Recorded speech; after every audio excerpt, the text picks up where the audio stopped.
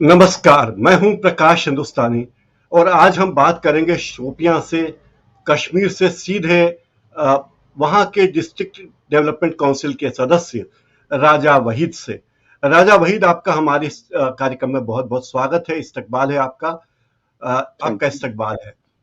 Thank you. राजा वहीद के बारे में यही बताएं कि वे शोपियां में डिस्ट्रिक्ट डेवलपमेंट काउंसिल के सदस्य हैं। ये संस्था जे के पीपुल्स डेमोक्रेटिक पार्टी से संबद्ध है। राजा वहीद एक सामाजिक कार्यकर्ता हैं। इसके पहले वे शिक्षक थे और राजनीति में आने के पहले उन्होंने नौकरी छोड़ दी और चुनाव में खड़े हुए। चुनाव में वे जीते भी। चुनाव जीतने के बाद चुनाव जीतने के बाद उन्होंने बहुत सारे सामाजिक सेवा के कार्य भी किए। उन्हें समाज कल्याण विभाग की ओर से बेहतर सामाजिक कार्यक्रमों के लिए सम्मानित भी किया गया है। आपका एक बार फिर स्वागत है राजा वहीद साहब। धन्यवाद। ये बताइए, धन्यवाद।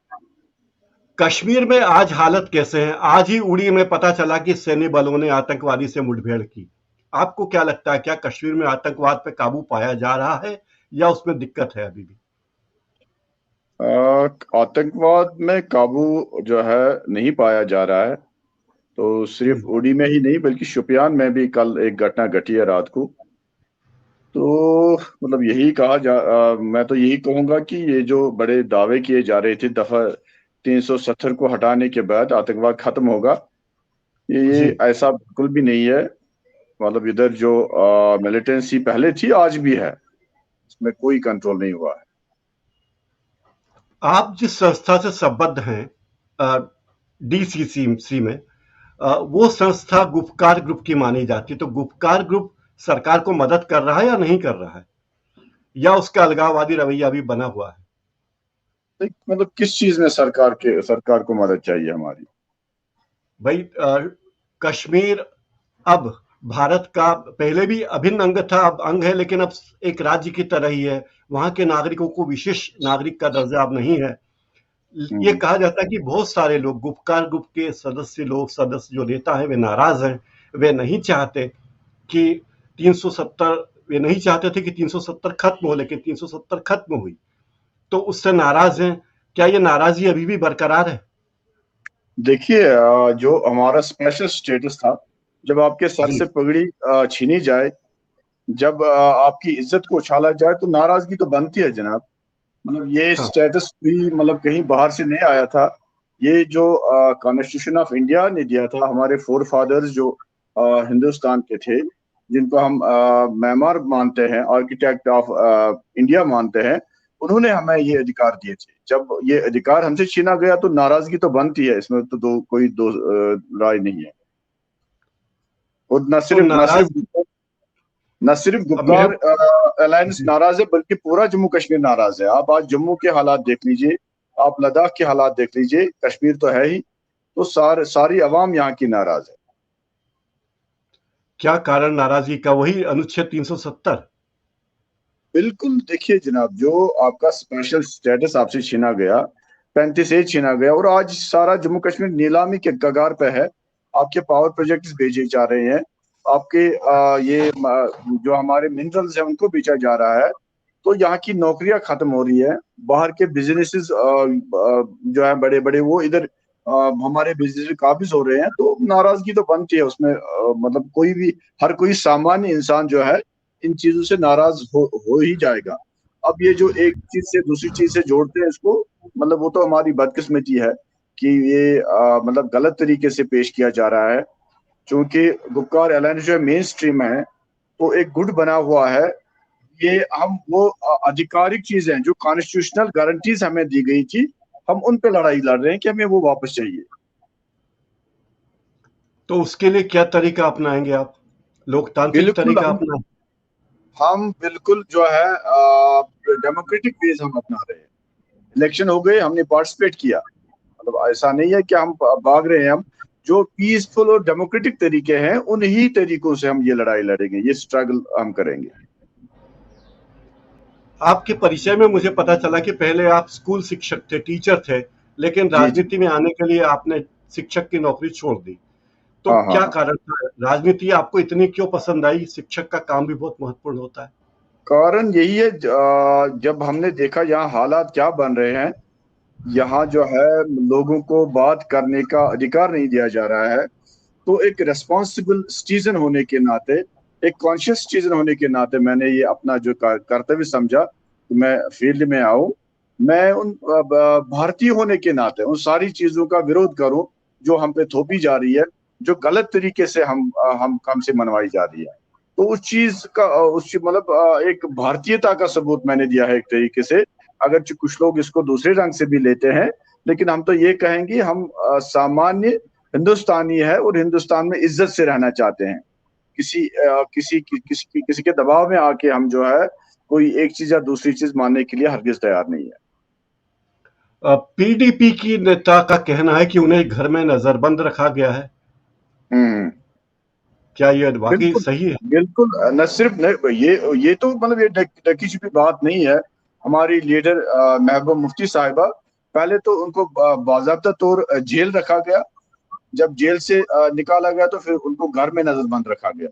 और अब अगर उनको बाहर जाने भी दिया जाता है, लेकिन मतलब वो भी पूरे इसमें ना ये सिक्योरिटी बंदोबस्त में, मतलब उनको अपनी मर्जी के तौर पे घूमने नहीं दिया जाता है। जब सरकार चाहती है कि वो बाहर निकले, अपनी मर्जी पे वो बाहर नहीं निकल पाती है।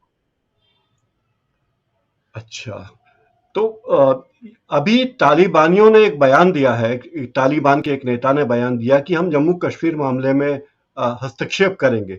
क्या तालिबानों का हस्तक्षेप आपको स्वीकार्य होगा? बिल्कुल नहीं, बिल्कुल नहीं स्वीकार है। मैंने पहले भी कहा है, हम उन गारंटीज के लिए स्ट्रगल कर रहे हैं जो हमें कॉन्स्टिट्यूशन ऑफ इंडिया से मिले थे। बाकी तालिबानियों का क्या कहना है, दूसरे गुटों का क्या कहना है, उससे हमें कोई सरोकार नहीं है, उससे हमें कोई लेना देना नहीं है। अ, आप कश्मीर में आतंकी गतिविधियों को रोकने के लिए सरकार की कुछ मदद करते हैं, सेना की मदद करते हैं या नहीं करते? देखिए, यहाँ पे 11 लाख फौज है, हमारे आर्मी है, दूसरी दूसरी पैरामिलिट्री फोर्सेस हैं। तो वो लड़ रहे हैं आतंकवाद से। तो उसमें जो है मतलब यहाँ के मेन स्ट्रीम पॉलिटिशियंस, उसमें हम सारे लोग आते हैं, उनकी जहां सहायता चाहिए वो करते हैं, उसमें क्या मसला है। अलबत्ता मतलब आर्मड कॉन्फ्लिक्ट है, उसमें जो है सिविलियन का या पॉलिटिशियंस का उतना रोल नहीं होता है जितना आर्मड फोर्सेस का होता है। अ, पिछले दिनों ये बात कही जा रही है कि जो चुनाव हुए थे, डीसीसी के चुनाव हुए थे, उसमें इस बार बहुत ज्यादा लोगों ने बढ़ चढ़कर भाग लिया, तमाम नेताओं के बहिष्कार की अपील के बाद भी। इसका मतलब लोगों को ये बात स्वीकार हुई, जो अनुच्छेद 370 और 35A का जो मसला था, वो मसला उसमें लोगों ने पसंद किया उस चीज को, कश्मीर के लोगों ने। देखिए, यहाँ मतलब यही एक गलतफहमी फैलाई जा रही है। बहिष्कार किसने बोला था? मतलब जी। पीपल्स डेमोक्रेटिक पार्टी ने हिस्सा लिया, नेशनल कॉन्फ्रेंस ने हिस्सा लिया, या आप जिसको गुपकार अलायंस बोलते हैं उसने हिस्सा जी। लिया। बहिष्कार की कॉल किसने दी, ये पहले मतलब अगर स्पष्ट किया जाए। बाकी जो लोगों ने वोट डाला वो हाँ। आ, अगर ये इस लेवल पे लिया जाए कि अनुच्छेद 370 मतलब कबूल है लोगों को उसका हटना, तो ये तो गलत फहमी है। मतलब मैं ये कहूंगा कि लोगों ने जो वोट डाला है, वो उन पार्टियों को वोट डाला है ताकि अनुच्छेद 370 को दोबारा लाया जाए। उसकी उन्होंने बिल्कुल एडजस्ट किया उस चीज को, जो गुपकार अलायंस बोलती है, जो उनका एजेंडा है, उस पर लोगों ने मोहर लगा दी कि हम इस चीज के साथ हैं। ये जो स्ट्रगल स्टार्ट हुआ है, लोग बिल्कुल शाना बशाना है गुपकार अलायंस के। अभी कश्मीर की हालत क्या है आपकी राय में? वहां अमन चैन है या नहीं? देखिए, अमन, अगर इस चीज को आप बोलते हैं कि आपने यहाँ जुबानों पे ताले लगा दिए हैं, आपने यहाँ लिखने पे पाबंदी लगा दी है, आपने अगर सोशल मीडिया पे कोई उफ करता है तो उसको आप पीएसए लगाते हैं, तो फिर अमन, अगर आप इसको बोलते हैं फिर अमन है। वरना लोग सफोकेटेड है। लोग जो है अभी इस हाल में है कि वो बात भी नहीं कर पाते हैं। तो ये एक बात से जी देखिए, जी। आप शोपियान में हैं, मैं इंदौर में हूं, और हम्म, सोशल मीडिया पे हम बात कर रहे हैं। आप एक हम्म, चुनी हुई संस्था के प्रतिनिधि हैं, आप चुन के बिल्कुल। आए हैं, तो कहाँ ये इस पे प्रतिबंध की बात आप कर रहे हैं? देखिए देखिए, प्रतिबंध की बात मैं करूंगा, मैं बताऊंगा। मैंने 5 अगस्त को एक पोस्ट डाली थी अपने फेसबुक वॉल पे। तो हाँ। उसमें मैंने लिखा था दफा 370 हटने के बाद क्या क्या हुआ।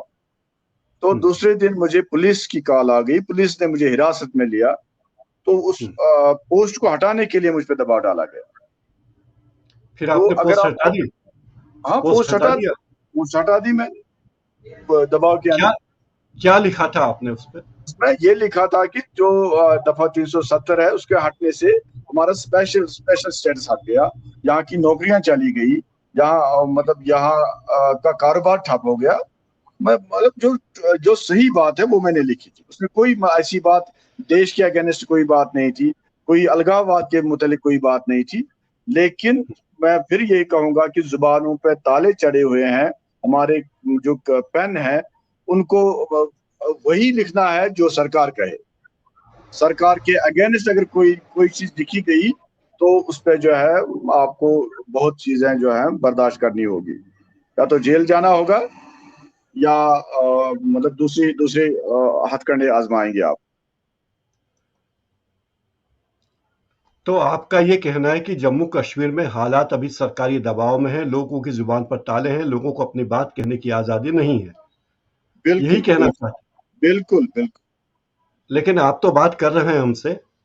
हाँ, ये जोखिम जोखिम भरा काम है। अब आपके आपसे बात करने खत्म करने के बाद जो मतलब इसका रिपरकशंस होंगे, तो हाँ, वो भी मैं आपके साथ साझा करूंगा फिर उसके बाद।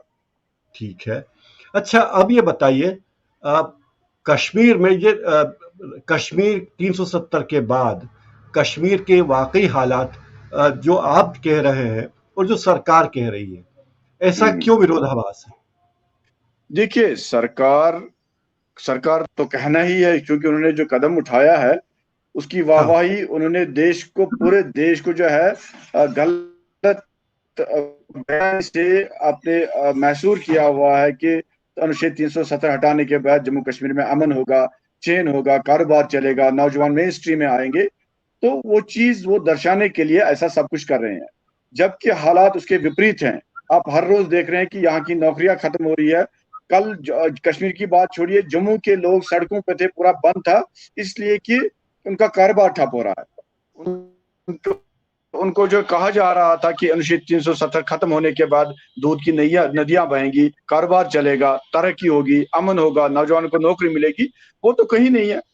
2 साल में उनको पता चला कि जो सरकार कह रही है ये सब ढकोसला है, ये सब दिखावा है, असल जमीनी हकाइक कुछ और है, रियलिटी कुछ और है।